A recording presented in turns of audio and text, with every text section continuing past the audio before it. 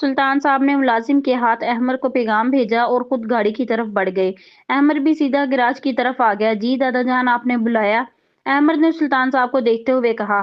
ہاں، مجھے خان ہاؤس جانا ہے، بتایا تھا تمہیں، لے چلو مجھے، سلطان صاحب نے کہا اور گاڑی کا دروازہ کھول کر سیٹ پر براجمان ہو گئے۔ احمر بھی ان کے حکم کی تعمیل کرتے ہوئے ڈرائیونگ سیٹ پر براجمان ہو گیا اور گاڑی سٹارٹ کر دی۔ کچھ ہی لمحوں میں گاڑی خان ہاؤس کے سامنے جا کر رکی۔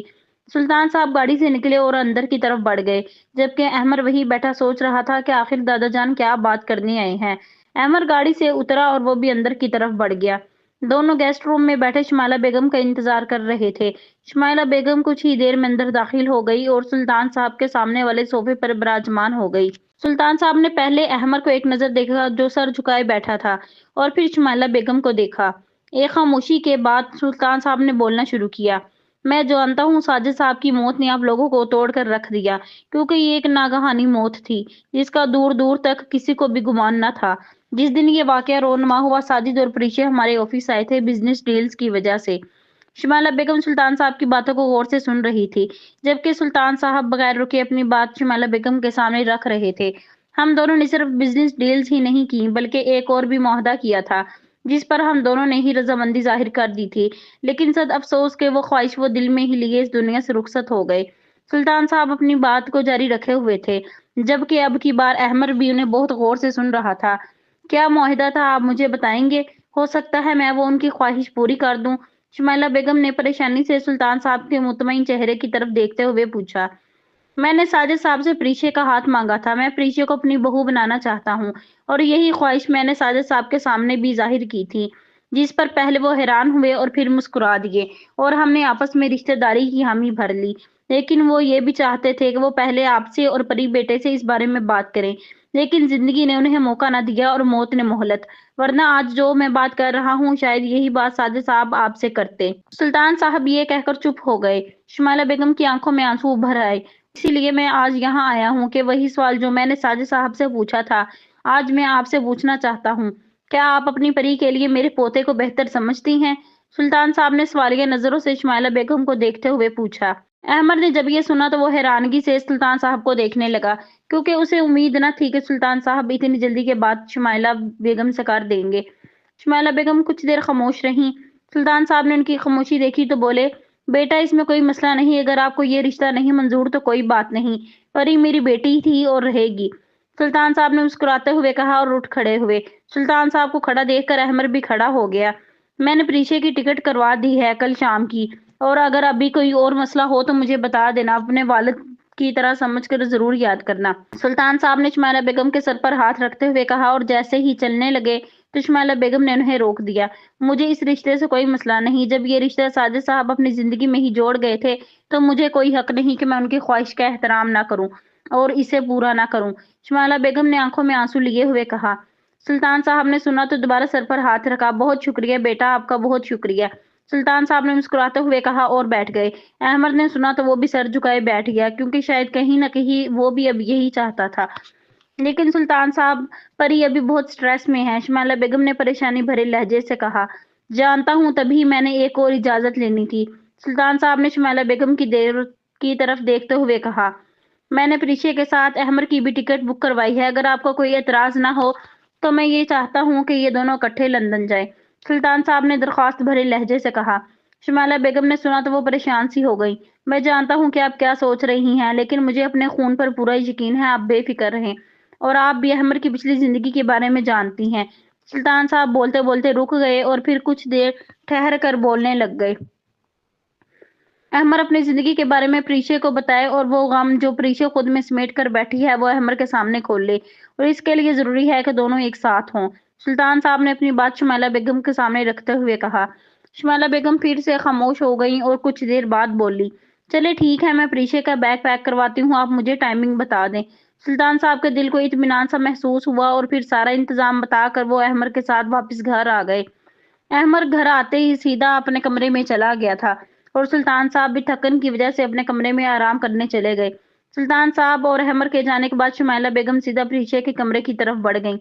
پریشا اپنے کمرے کی کھڑکی پر بیٹھی کسی سوچ میں گم باہر کی طرف دیکھ رہی تھی۔ شمائلہ بیگم نے ایک نظر اس کی طرف دیکھا اور پھر آگے بڑھ کر اس کی الماریاں کھول لیں۔ اور ساتھ ہی سوٹ کیس نکال لیا۔ سوٹ کیس اس کے بیڈ پر رکھا اور ساتھ ہی پریشے کے کپڑے اس میں رکھنے لگ گئی۔ کچھ دیر کی خاموشی کے بعد پریشے نے کمرے کا سکوت توڑا۔ آپ مجھے کیوں بھیج رہی ہیں ماما؟ پریشے نے اپنی نظر باہر کی جانب ہی مرکوز رکھتے ہوئے کہا۔ شمائلہ بیگم نے پریشے کی بات کا کوئی جواب نہ دیا اور اس کے کپڑے سوٹ کیس میں رکھنے میں ہی مصروف رہیں۔ ماما بتا کیوں نہیں رہی کہ کیوں مجھے بھیج رہی ہیں اپنے آپ سے دور؟ پریشے اب کی بار چلا کر بولی۔ شمائلہ بیگم نے پریشے کی بات سنی اور رک گئیں لیکن کچھ نہ بولی۔ اب کی بار پریشے شمائلہ بیگم کی طرف آ گئی اور ان کے پاس کھڑی ہو گئی۔ شمائلہ بیگم نے پریشے کی جانب نہ دیکھا۔ پریشے نے شمائلہ بیگم کا رخ اپنی طرف کیا۔ اب آپ بھی پاپا کی طرح مجھے اپنے آپ سے دور رکھ کر رہی ہیں ماما، آخر کیوں؟ پریشے کی آنکھوں سے آنسو جاری ہو گئے۔ نہیں میرا بچہ، بس میں تمہیں ایسے نہیں دیکھ سکتی۔ شمائلہ بیگم کی آنکھوں سے بھی آنسو چھلکنے لگ گئے۔ ماما بابا چلے گئے، مجھے چھوڑ کر چلے گئے، اپنی پڑی کو چھوڑ کر چلے گئے، دوستی توڑ دی مجھ سے۔ مجھے ان کی بہت یاد آتی ہے ماما، میرا دل کرتا ہے میں ان کے پاس چلی جاؤں ماما۔ پریشے روتے ہوئے شمائلہ بیگم کے گلے لگ گئی۔ ایسا نہیں کہتے میری جان، ان کے بعد تم ہی تو میرا آخری سہارا ہو۔ میں جانتی ہوں ابھی بابا کو گئے بس 3 دن ہی ہوئے ہیں اور میں تمہیں باہر بھیج رہی ہوں، لیکن میری جان یہ بھی سوچو، بابا ہمیشہ تمہیں مسکراتے ہوئے دیکھنا چاہتے تھے، مضبوط دیکھنا چاہتے تھے تمہیں۔ شمائلہ بیگم نے یہ سب کچھ کہا اور پھر کچھ دیر خاموش رہیں۔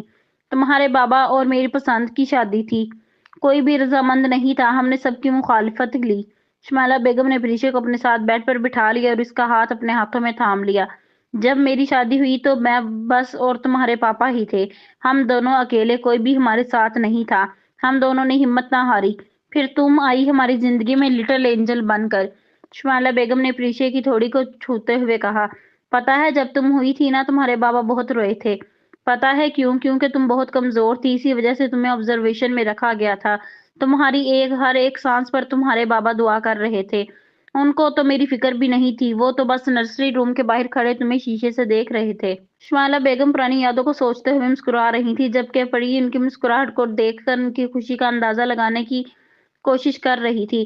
جب پہلی بار تمہارے بابا تمہیں میرے پاس اپنے ہاتھوں میں اٹھا کر لائے تو ان کے جذبات میں بتا نہیں سکتی، خوشی سے ان کا چہرہ تر ہو گیا تھا اور میرے ہاتھوں میں تمہیں تھماتے ہوئے مجھے کہا، شمائلہ یہ اینجل ہے، ہماری اینجل، دیکھو میں نے مانگا ہے اسے اللہ پاک سے، مجھے بیٹا نہیں چاہیے تھا، بس ایک لٹل اینجل چاہیے تھی، اور اللہ پاک نے مجھے اپنی رحمت سے نواز دیا، میں اسے کبھی نہیں رونے دوں گا، اس کی ہر خواہش پوری کروں گا، ہر خوشی دوں گا، کیونکہ یہ ہماری چھوٹی سی دنیا میں خوشی دینے والی پری بن کر آئی ہے، اس لیے اس کا نام پریشے رکھیں گے۔ اور تمہاری گالوں کو چھوتے ہوئے کہا، پری میری پری۔ یہ کہتے ساتھ ہی شمائلہ بیگم رو پڑی۔ پریشے جو یہ باتیں بہت غور سے سن رہی تھی شمائلہ بیگم کے گلے لگ گئی۔ میں بہادر ہوں ماما، میں اپنے بابا کی بہادر بیٹی ہوں، آپ جیسا کہیں گی ویسا ہی ہوگا، پریشے نے روتے ہوئے کہا۔ بس تمہارے بابا تمہاری آنکھوں میں آنسو نہیں دیکھنا چاہتے تھے تو سوچو انہیں اب کتنی تکلیف ہو رہی ہوگی۔ شمائلہ بیگم نے پریشے کے چہرے کو اپنے ہاتھوں کے پیالے میں لیتے ہوئے کہا۔ پریشے نے حامی میں اپنے سر کو ہلایا اور آنسو صاف کر کے دوبارہ شمائلہ بیگم کے گلے لگ گئی۔ شمائلہ بیگم نے اسے اپنے آپ سے الگ کیا اور پھر پریشے بھی ان کے ساتھ مل کر پیکنگ کرنے لگ گئی۔ احمر کی ساری رات سوچ سوچ کر گزری۔ صبح ہوتے ہی وہ فریش ہو کر سیدھا سلطان صاحب کے کمرے میں آ گیا۔ احمر کو اپنے کمرے میں دیکھ کر سلطان صاحب نے پوچھا، کیا ہوا برخودار اتنی صبح صبح؟ سلطان صاحب نے حیرانگی سے پوچھا۔ وہ دادا جان، وہ احمر کو سمجھ نہیں آ رہا تھا کیسے ان سے فلائٹ کا ٹائم پوچھے۔ ہاں ہاں ہاں 5 بجے کی فلائٹ ہے، جاؤ دیکھ لو کچھ رہ نہ جائے۔ سلطان صاحب احمر کی پریشانی کو بھانپ چکے تھے۔ احمر نے جب سنا تو حیرانگی سے منہ کھولے کھڑا رہا۔ واقعی دل کو دل سے راہ ہوتی ہے اور دادا جان اس کی بہترین مثال ہیں۔ احمر نے دل میں سوچا اور دروازے کی جانب بڑھ گیا۔ جیسے ہی احمر باہر نکلنے لگا تو سلطان صاحب نے اسے پیچھے سے آواز دی، احمر۔ سلطان صاحب کی آواز سن کر احمر فوراً رک گیا اور پیچھے مڑ کر کہا، جی دادا جان۔ سلطان صاحب احمر کی طرف بڑھے اور کندھے پر ہاتھ رکھتے ہوئے کہا، امید ہے میرا خون میرا یقین نہیں توڑے گا اور سر جھکنے نہیں دے گا۔ سلطان صاحب نے کہا تو احمر ان کے گلے لگ گیا، جی دادا جان۔ احمر نے کہا تو سلطان صاحب نے اسے اپنے سے الگ کیا، اب جاؤ پیکنگ مکمل کرو اور 2 بجے خان ہاؤس جانا ہے۔ سلطان صاحب نے کہا تو احمر نے حامی میں سر ہلایا اور کمرے سے باہر نکل گیا۔ 2 بجے سلطان صاحب اور احمر خان ہاؤس روانہ ہو گئے۔ پریشے اور شمائلہ بیگم دونوں ہی ان کا انتظار کر رہے تھے۔ سلطان صاحب اور احمر کے آتے ہی دونوں گاڑی کی طرف بڑھ گئے اور سب ہی ایئرپورٹ کی طرف روانہ ہو گئے۔ 1 گھنٹے کی ڈرائیونگ کے بعد سبھی ایئرپورٹ پہنچ گئے، سب گاڑی سے باہر نکلے اور اندر کی طرف بڑھ گئے۔ سلطان صاحب احمر کے گلے لگ گئے اور بولے، امید ہے سب اچھا ہی ہوگا اور تم مجھے خود کہو گے کہ وہ تصویر اتار دے اور مجھے اس وقت کا بے صبری سے انتظار ہے۔ سلطان صاحب نے احمر کے کندھے پر تھپکی دیتے ہوئے کہا، मामा अभी भी वक्त है, ना भेजें मुझे प्लीज। प्रीशा इस्माइला बेगम के गले लगकर रोने लग गई। अपना ख्याल रखना और बस 4 दिन की बात है, मेरा बच्चा रिलैक्स होकर आ जाए, फिर अपने बाबा का बिजनेस भी देखना है, इनके नाम को और भी आगे बढ़ाना है। अच्छा। शुमाला बेगम ने प्रीशा के माथे पर बोसा देते हुए कहा। अहमद शुमाला बेगम की तरफ बढ़ा। मेरी परी का ध्यान रखना, अहमद बहुत नाजुक है मेरी बच्ची। शुमाला बेगम ने एक हाथ से परी के हाथ को थामा और दूसरे हाथ से अहमद के कंधे को थपकी दी। जी आंटी, आप बेफिक्र रहें, अहमद ने मुस्कुराहट सजाते हुए कहा। परी बेटा, बस वापिस आओ और दोबारा मुझे वही वाली परी दो जैसी मैंने साजिद साहब के साथ देखी थी। सुल्तान साहब ने प्रीशा के सर पर हाथ रखते हुए कहा। जी स्वीट अंकल। प्रीशा ये कहते हुए सुल्तान साहब के साथ लग गई और रोने लग गई। सुल्तान साहब भी इसके साथ अब दीदा हो गए। इतने में इनकी फ्लाइट का ऐलान हुआ और फिर दोनों सुल्तान साहब और शुमाइला बेगम से अलविदाई मुलाकात करके बोर्डिंग के लिए अंदर की तरफ बढ़ गए। सुल्तान साहब और शुमाइला बेगम कुछ देर बाहर खड़े रहे और फिर जब वो दोनों आंखों से ओझल हो गए थे तो वो वापिस अपने अपने घर की तरफ चल पड़े। परी, मुझे दे दो अपना सामान। अहमद ने प्रीशा को सामान उठाए देखा तो कहा। नहीं, मैं उठा सकती हूँ, शुक्रिया। प्रीशा ने बेरुखी से जवाब दिया।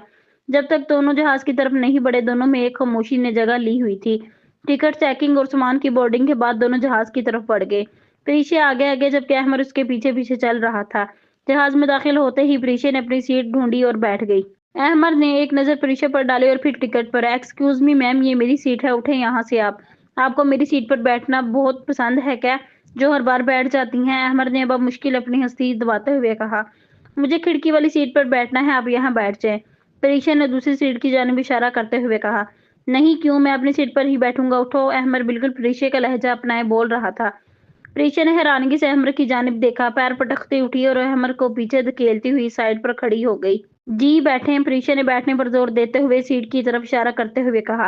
अहमद ने अपनी हंसी दबाई और मुस्कुराहट सजाते हुए सीट पर विराजमान हो गया। प्रीशा ने अहमद को बैठते देखकर सीट साथ वाली सीट पर विराजमान हो गई। पहली बार ये जंगली बिल्ली मुझे इसी तरह एक जहाज में मिली थी, लेकिन तब ये चुलबुली और मैं खड़ूस था, और आज इसने मेरी सीट संभाल ली है और मैंने इसकी। अहमद दिल ही दिल में बोल रहा था जबकि प्रीशा सीट के साथ टेक लगाए अपनी ही सोच में गुम थी। जहाज जैसे ही उड़ने लगा, अहमद ने प्रीशा की तरफ देख कर कहा। जंगली बिल्ली, अपनी पट्टी बांध लो, ये ना हो जहाज में गिरती पड़ती रहो। अहमद ने अपनी हंसी दबाते हुए चेहरे पर संजीदगी सजाते हुए कहा। प्रीशा ने अहमद को गुस्से से देखा और बेल्ट को खींचकर बांध दिया। बंदर। प्रीशा ने मुंह बसूरते हुए कहा। क्या कहा मुझे? जंगली बिल्ली, क्या कहा तुमने मुझे? अहमद ने अपना मुंह प्रीशा की तरफ करते हुए कहा और चेहरे पर नकली गुस्सा सजा लिया। परी ने अपने दोनों हाथों से अपने कान बंद कर लिए और बोली, बोलते जाओ बंदर। अहमद ने प्रीशा को ऐसे करते देखा तो मुस्कुरा दिया। अहमद चाहता था कि बस वो किसी न किसी तरीके से परी के चेहरे पर हंसी सजा दे, और इसी वजह से वो प्रीशा की तरह हरकतें कर रहा था। दोनों कुछ देर खामोश रहे। प्रीशा ने अपना हैंडबैग से साजिद साहब की तस्वीर निकाली और उसे देखने लगी। अहमद ने प्रीशा को उदास देखा तो बोलने लगा। जंगली बिल्ली, मैंने सुना है तुमने गाना सीखा है। प्रीशा ने एक नजर अहमद की तरफ देखा और फिर से तस्वीर को देखने लग गई। आजकल के लोग ऐसे इग्नोर करते हैं जैसे साथ कोई रूह है जिसकी आवाज सुनकर कानों में नहीं जा रही। अहमद ने प्रीशा की तरफ से रिस्पॉन्स ना मिलने पर कहा। आखिर आपको मसला क्या है? हाँ, सुकून से नहीं, आपको क्या? प्रीशा ने गुस्से से अहमद की तरफ देखते हुए कहा। डरा क्यों रही हो जंगली बिल्ली, क्या मुझे खाने का इरादा रखती हो? अहमद ने पीछे होते हुए कहा। प्रीशा ने अहमद को पीछे होते देखा तो मुस्कुराने लग गई। अहमद ने प्रीशा को मुस्कुराते देखा तो कहा, ऐसे ही मुस्कुराती रहा करो। मैं जानता हूँ जिस दर्द और तकलीफ से तुम गुजर रही हो कोई इसका अंदाजा भी नहीं लगा सकता, लेकिन हम किसी की खुशी के लिए खुश रह सकते हैं ना? अहमद ने प्रीशा की तरफ देखते हुए कहा। प्रीशा ने एक नजर अहमद के संजीदा चेहरे पर डाली और फिर हामी में सर हिलाते हुए सर झुका लिया। अहमद ने प्रीशा की तरफ देखते हुए अपनी हंसी दबाते हुए कहा, डेट्स लाइक माई क्यूट जंगली बिल्ली।